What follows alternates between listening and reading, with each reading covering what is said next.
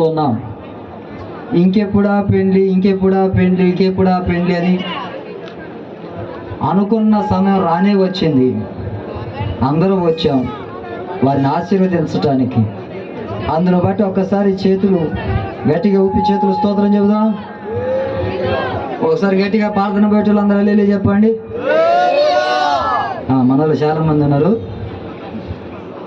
అయితే బైబిల్లో ఒక మాట చదువుకున్నాం. హెబ్రీ పత్రిక 13వ అధ్యాయం 4వ వచనం, వివాహము అన్ని విషయాల్లో ఘనమైనది.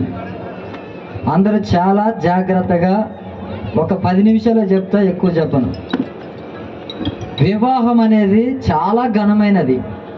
దాన్ని హెచ్చడి చేయటం కానీ, అల్లరి చేయటం కానీ, వెచ్చలవిడిగా ఉండటం కానీ చేయకూడదు.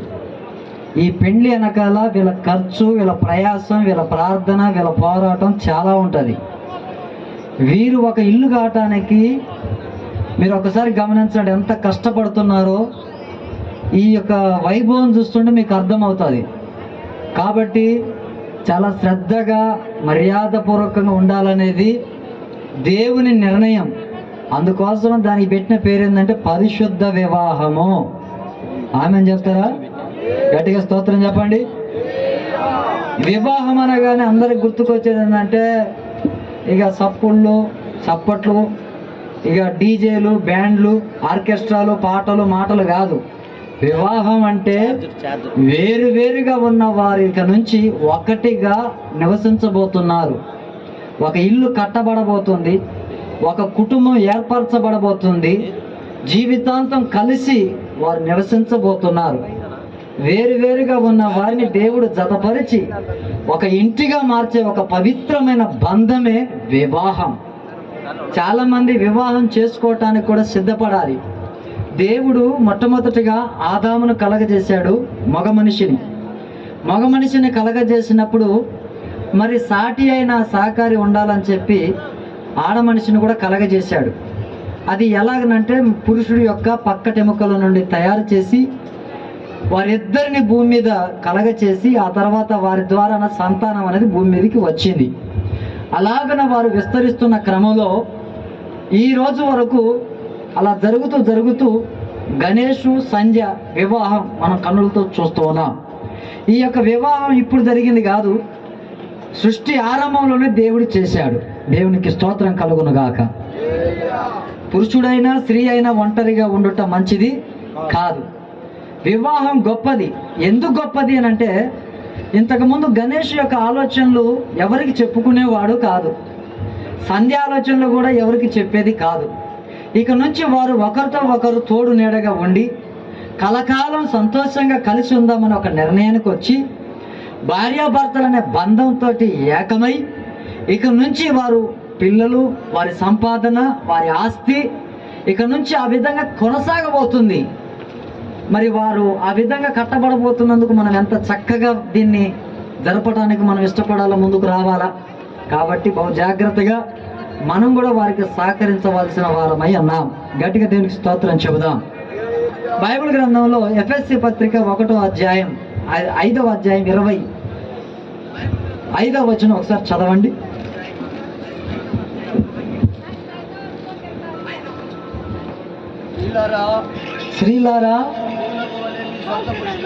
స్త్రీలారా ప్రభువునకు వలె మీ సొంత పురుషులకు లోబడి ఉండండి.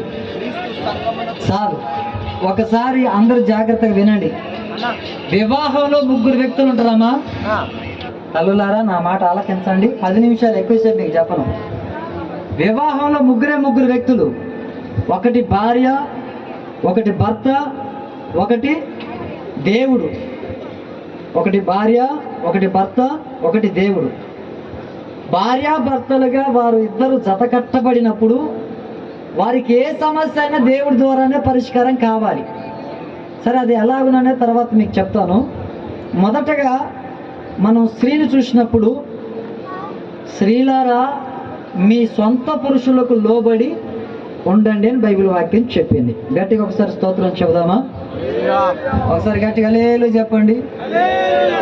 స్త్రీలు లోబడి ఉంటే కుటుంబాలు దీవించబడతాయి. ఈ పెండ్లిలో సంధ్య నేర్చుకోవాల్సిన చాలా ప్రాముఖ్యమైన విషయం ఏంటంటే, లోబడి ఉండుట. ఎవరి మాటకు లోబడాలి అని అంటే వారి తల్లిదండ్రుల మాటకు కాదు, వారి అన్నదమ్ముల మాటకు కాదు, ఇరుగు పొరుగు వారి మాటకు కాదు, స్నేహితుల మాటకు కాదు. ఎవరి మాటకు లోబడి ఉండాలా? భర్త మాటకి లోబడి ఉండాలా. ఒకసారి స్తోత్రం చెబుదామా? హల్లెలూయా. ఎవరి మాటకు లోబడి ఉండాలా? భర్త మాటకి. అయ్యా నేను వాళ్ళని అడుగుతా, నాకు అసెప్షన్ వాళ్ళు చెప్తారు. ఎవరి మాటకు లోబడి ఉండాలమ్మా? మీరందరూ లోబడేటోళ్ళు మాకు తెలుసు. ఎందుకనంటే భర్త కూర్చో అంటే కూర్చునేటోళ్ళు, మీరు నిలబడమంటే నిలబడేటోళ్ళు. అవునా కదా? మీరు మీకు నిండు వందనాలు, స్తోత్రం చెప్పండి. బైబిల్ ఏమని చెప్తుందంటే భర్త మాటకు భార్య లోబడితే ఆ కుటుంబం జీవితాంతం చెక్కు చెదరదు. ఆమేన్. దీనికి బైబిల్ ఏమని చెప్పిందంటే జ్ఞానవంతురాలు తన ఇల్లును కట్టుకుంటుంది అని. జ్ఞానం అంటే ఏంటంటే నోరు తెరిచి మాట్లాడడం కాదు, భర్తకు లోబడటమే జ్ఞానం. స్తోత్రం చెప్పండి. జ్ఞానం అంటే ఏంటిది? అమ్మాయి ఆడ కూర్చోవద్దంటే కూర్చోవద్దు, నిలబడొద్దంటే నిలబడొద్దు. అక్కడ మనకు అవసరం లేదంటే అవసరం లేదు. ఎందుకు అవసరం లేదు, దేనికి అవసరం లేదు, కారణం ఏందో చెప్పు, ఇవన్నీ నీకు అనవసరం. భర్త చెప్పినట్టుగా భార్య వింటే ఆ కుటుంబం జీవితాంతం సంతోషంగా ఉంటుంది. హల్లెలూయా. మరి మన మధ్యలో ఉన్న సంధ్య కూడా మొట్టమొదటిగా భర్త మాటకు లోబడేటువంటి స్త్రీ ఉండాలని ఒక సేవకుడిగా నేను ఆశిస్తూ ఉన్నాను. ఆమేన్. ఒకాడ అమ్మ అందరు వినండి, ఒకాడ భర్త ఏం చేసిందంటే భార్యకి ఆమె గురించి గొప్పగా చెప్తుండు. ఎంత గొప్పగా చెప్తుండంటే నా భార్య చాలా అందంగా ఉంటుంది, నా భార్య చాలా మంచిది, నా భార్య చాలా గొప్పది, వాళ్ళ తల్లిదండ్రులు మంచిగా పెంచారు, అన్ని విషయాలు చెప్పి రాజుల్ని పిలిచి బంగారు పల్లెలో భోజనం పెట్టిండు. వాళ్ళందరూ మంచిగా తిన్నారు. ఇప్పుడు ఎంతగానో నా భార్య గొప్పది, నా భార్య అందగత్తె, నా భార్య చాలా అన్నీ చెప్తున్నావు కదా, ఒక్కసారి నీ భార్యని చూపించరాదు అన్నాడు అందరు రాజులు. అప్పుడు ఈ రాజు ఏం చేసి నా భార్యను పిలుచుకొస్తాగా అని చెప్పి అక్కడున్న ఒక పనివాడిని చెప్పారే, రాణిని రమ్మని పోరా అంటే వీడిపోయి రాణిగారు రాజుగారు పిలుస్తున్నారు రండి అనగానే ఆమె అన్నది కదా, నేను కొంచెం మేకప్ చేసుకుంటున్న తర్వాత కొత్త పోరా, ఈ మాట చెప్పు రాజుగారు. ఈమె తర్వాతకి వస్తానన్న మాట వాడు వచ్చి, రాజా మీ భార్య తర్వాతకి వస్తున్నది, ఒక 10 నిమిషాలు టైం కావాలన్నది అని చెప్పిండు. 10 మందిలో ఆయన పరుగు పోయినట్టే అయింది. వాళ్ళు అన్నారు కదా, రాజుగారు అందము ఐశ్వర్యము ఇవన్నీ అంటే డబ్బు ధనము పల్లెల్లో తింటాం, వెండి పల్లెలు బంగారు పల్లెలు కాదండి. నీ మాటకి భార్య లోబడి ఇక్కడికి వచ్చినట్టు ఉంటే అంతకంటే గొప్పతనం ఏముంది? మాకు ఇన్ని పెట్టి ఏం ప్రయోజనం? నీ భార్య నీ మాట వినలే, మా అందరి మొంగల్ని పరుగు పోయింది, అసలు నీ వచ్చి కూడా వేస్ట్ అయిపోయింది. నీ భార్య నీ మాట విననప్పుడే నీ విలువ పోయింది, ఈ విలువ దేనికండి అని అందరి ముందట రాజుగారు పరుగు పోయింది.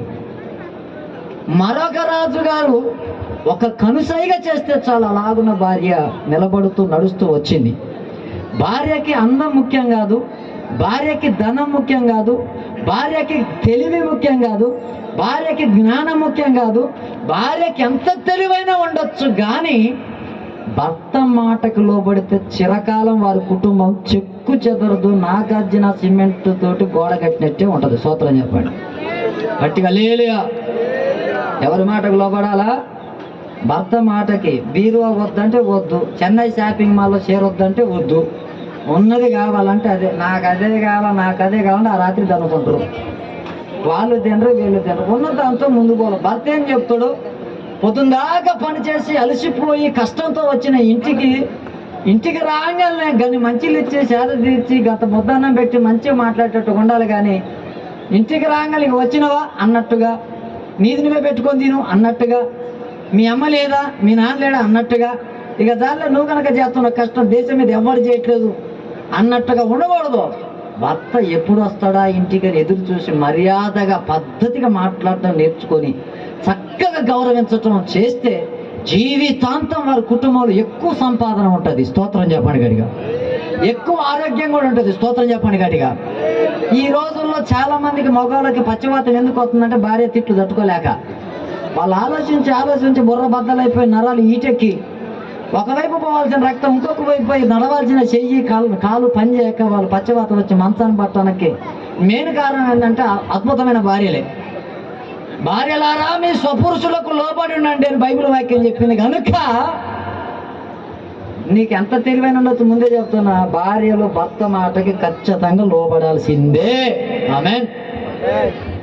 ట్రాక్టరు టక్కేది ముందు పోద్ది, టక్కు ముందు పోద్దా? ఇంజనే ముందు పోవాలా, భర్తే ముందు పోవాలా, భార్య వెనక రావాలా.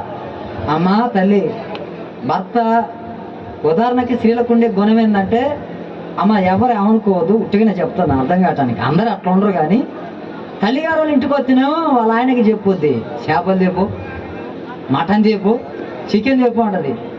మరి గణేష్ వాళ్ళ అమ్మ నాన్న వచ్చిందనుకో, మన ఇంట్లో మన పెట్టిన మామిడికాయ పచ్చడి ఉందిగా, చాలా కమ్మగా ఉంటుంది, అది కానీ పొడికారం కానీ తిందాం అంటాడు. ఆయన అంటాడు కదా, మనకి ఏదో ఉన్నది అది పెడదాం, ఎందుకు వెళ్ళి ఇవన్నీ కాదు, ఒకటే వీళ్ళు చాలా మంచోళ్ళు. కానీ భర్త ఏం చెప్తే ఆ విధంగా నడుచుకుంటే వారి కుటుంబాలు సంతోషంగా ఉంటాయని బైబిల్ చెప్తుంది. గట్టిగా స్తోత్రం చెప్పండి. కొంచెం కిందికి చదువునానా. పురుషులారా మీ భార్యలను ప్రేమించండి. గట్టిగా దేవునికి స్తోత్రం చెబుదామా? హల్లెలూయా. పురుషులారా మీ భార్యలను ప్రేమించాలి. ప్రేమ అనగానే ఒక మాట చెప్తా వినండి. 2 గుర్రాలు నీళ్ళు తాగడానికి పోయినాయట. గుర్రం ఆ మడుగులో గింత నీళ్ళే ఉన్నాయట. 2 తలలు దాంట్లో పెట్టినాయి, ఒకటి ఆడది ఒకటి మగది. అయితే ఎంతసేపటి నీళ్ళు అయిపోవట్లే. ఈ గుర్రం అనుకుంటుందట మొత్తం నా భర్తే తాగాలని, ఆ గుర్రం అనుకుంటుందట నా భార్య తాగాలని. ఇది అనుకోవటం అది అనుకోవటం, ఆ నీళ్ళు అయిపోవటం అసలు గొంతులు కొట్టుక దిగట్లే. తాగినట్టుగా యాక్షన్ చేస్తున్నాడు కానీ ఏది తాగట్లే, తాగినట్టు యాక్షన్. ఇప్పుడు భర్త ఏం చేస్తాడంటే పెళ్ళికో ఫంక్షన్కో పోయేస్తాడు, లేకపోతే ఖమ్మం పోయి బిర్యానీ తినొస్తాడు. భార్య ఇంటికాడ ఏం తింటుందో చూస్తాడా? ఏమన్నా తినరాదంటే నాకు ఇలా ఆకలి కావట్లేదు లే అంటది. ఆమె అనుకుంటుంది కదా ఉపవాసం ఉండి అనుకోండి, వీడు బిర్యానీ తిని వచ్చిన సంగతికి ఆమె వెనక. బైబిల్ వాక్యం ఏం చెప్తుందంటే, భార్య బలహీనమైన ఘటమని ఎరిగి జ్ఞానం చొప్పున ఆమెతో కాపురం చేయాలి. ఆ జ్ఞానం ఏమిటిదంటే ప్రేమ. గట్టిగా స్తోత్రం చెప్పండి. హల్లెలూయా. స్త్రీలకి సంతోషం వచ్చిన ఆగదు, దుఃఖం వచ్చినా ఆగదు. సంతోషం వచ్చిన ఆకాశానికి ఎగురుతారు, దుఃఖం వచ్చినా పాతాళానికి దొక్కుతారు. ఏదైనా వాళ్ళతో కష్టమే. కాబట్టి ప్రేమ అనేది చాలా ప్రాముఖ్యమైనది. భార్యని కాదని నువ్వు ఒక్కడుగు ముందుకెళ్ళవు. ఎందుకంటే మహిళా మండలి వాళ్ళ పేరు మీదే ఉంది, మహిళా పోలీసు వాళ్ళు వాళ్ళ పేరు మీదే ఉన్నారు. స్టేషన్కి పోతే పురుషుల మాట వినరు, స్త్రీల మాట వింటారు. ఆ ఒక్కసారి 2 కన్నీళ్ళు గార్చిందంటే ఒళ్ళంతా వాతలు పడతాయి. స్తోత్రం చెప్పండి గడిగా. అందుకనే ఇల్లు దాటి ఏదో చేద్దామనే ప్రయత్నం కాకుండా భార్యను ప్రేమిస్తే కుటుంబం అంతా చల్లగా ఉంటుంది. గట్టిగా స్తోత్రం చెప్పండి. ఇందులో మీకు ఒక మంచి ప్రశ్న ఎత్తా. గణేష్ ఉన్నాడు, ఇప్పుడు తల్లిదండ్రుల మాట వినాలన్నా భార్య మాట వినాలన్నా చెప్పండి మీరు? ఇద్దరు మాట వినాలి కదా. అక్కెవరో దగ్గర బ్రహ్మాండం చెప్పింది ఇద్దరు మాట వినాలని. ఇద్దరు మాట వింటే సంసారం ఎప్పుడు ముందుకు సాగదు. ఎందుకనంటే ఇద్దరు మాట వింటే ఏమన్నా ఆమె ఎడ్డమంటే ఆమె తెడ్డమంటది. ఆ తర్వాత వాళ్ళు జుట్టు పట్టుకుంటే వీళ్ళు కాదు, వేరే వాళ్ళ గురించి చెప్తున్నారు, వాళ్ళు చాలా మంచోళ్ళు. స్తోత్రం చెప్పండి. జీవితంలో ఈ సమస్య ఎదుర్కొని వేరే కాపురాలు పెట్టిన చరిత్రలు చాలా ఉన్నాయి. స్తోత్రం చెప్పండి.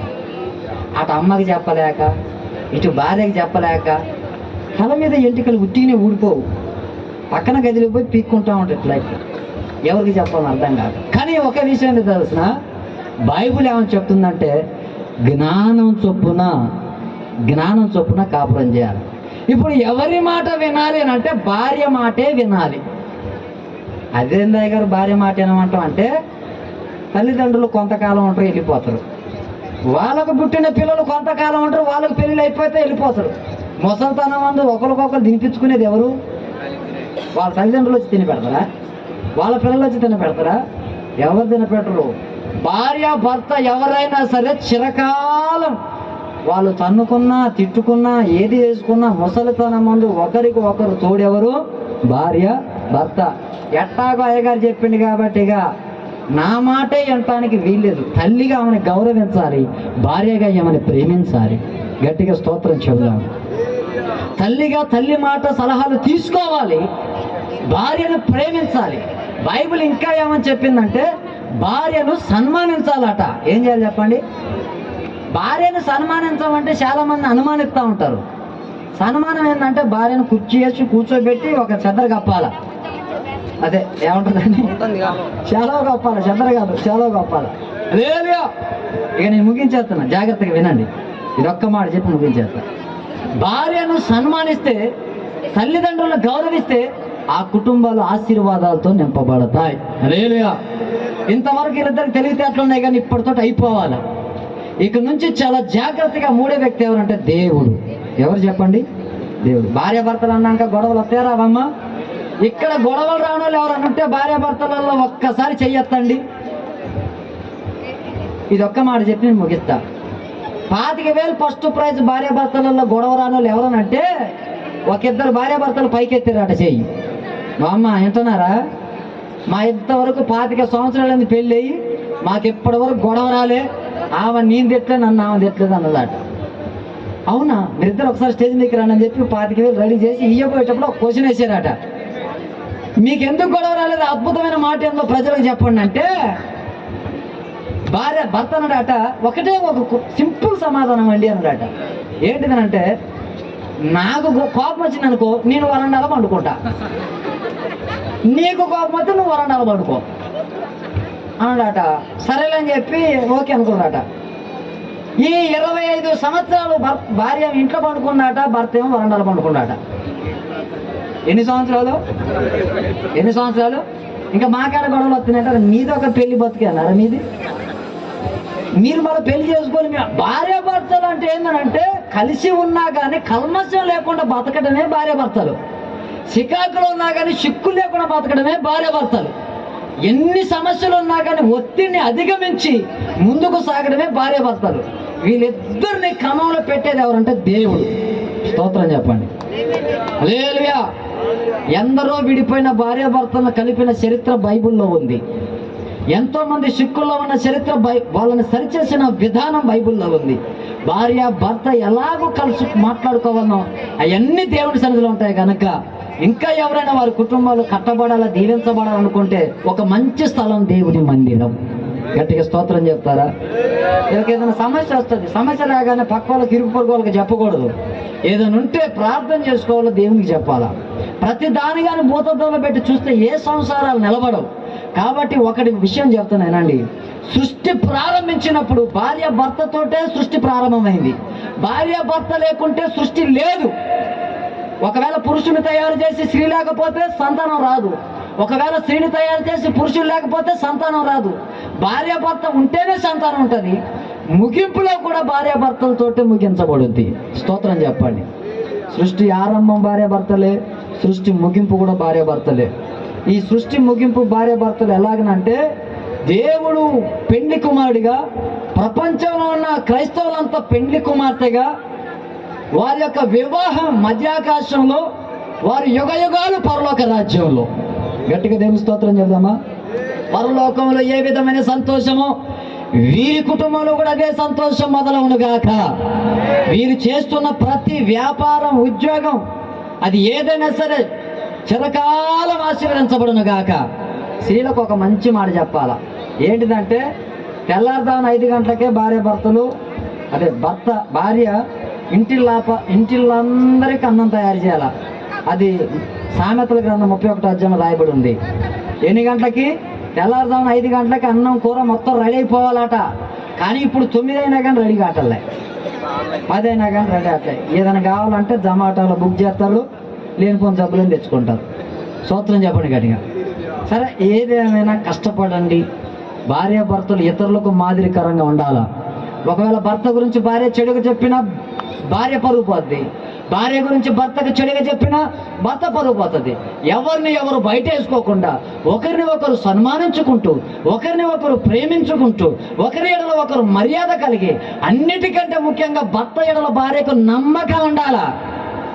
గణేష్ ఉద్యోగాన్ని పోయిండు, మరి ఏం సంగతో ఏమో అని ఎవరైనా చెప్పినా కానీ భార్య మీద భర్తకు, భర్త మీద భార్యకు నమ్మకం ఉన్నంత కాలం వారి బంధం చిరకాలం సంతోషకరంగా ఉంటుంది. గట్టిగా చప్పలు కూడా స్తోత్రం చెబుదాం.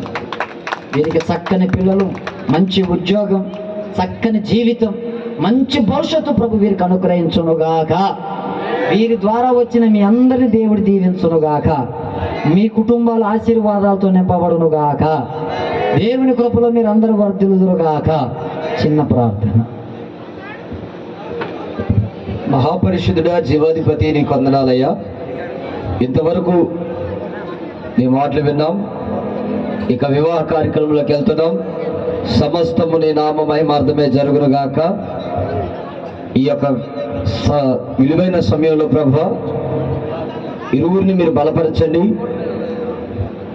సమస్తం ఆశీర్వాదకరంగా మార్చి విత్తిన వాక్యము వారి హృదయాల్లో ఫలింపజేసి భార్యాభర్తలు ఏ విధంగా ముందుకు సాగాలి, ఏ విధంగా దైవ సన్నిధిలో ఎదగాలో మీరు తెలియపరిచారు.